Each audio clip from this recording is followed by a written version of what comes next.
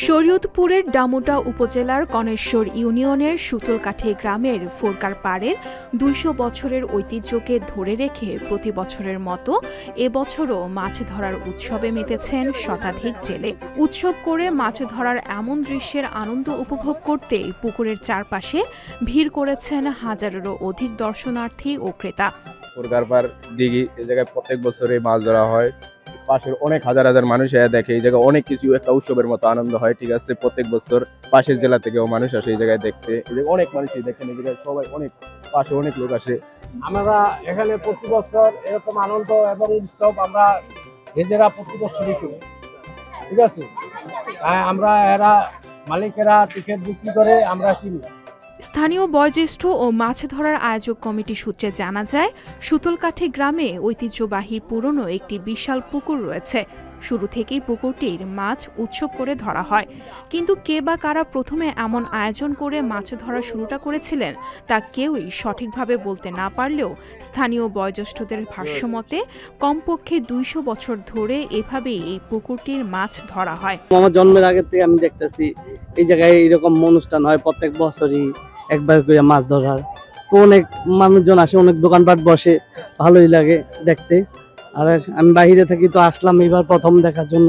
২০০ বছরের ঐতিহ্য ধারক ও বাহক এই ফোরকার পাড়ে এসে তাদের আতিথ্যতায় মুগ্ধ হয়ে গেলাম। প্রতি বছরের মতো এবছরও শনিবার দিনটিকে মাছ ধরার জন্য নির্ধারণ করে পুকুরের ৩২ জন মালিক ও মাছ ধরা আয়োজক কমিটি।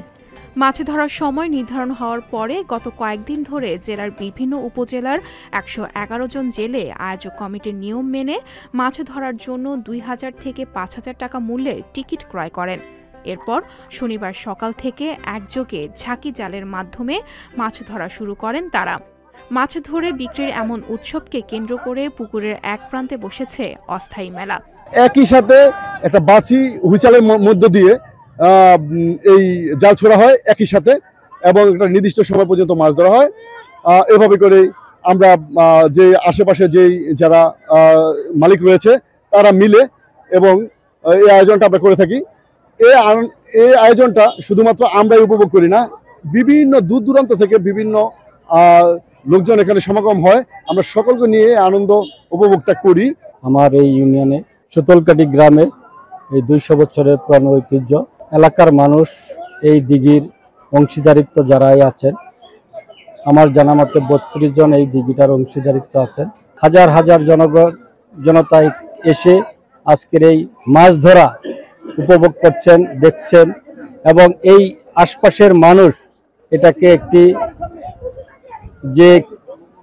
বড় আনন্দ হিসাবে তারা এটা গ্রহণ করেছেন। সংবাদ, ফিচার ও অনুষ্ঠানের জন্য ভিজিট করুন সংবাদ প্রকাশের ওয়েবসাইট এবং যুক্ত থাকুন ফেসবুক পেজ ও ইউটিউব চ্যানেলের সঙ্গে।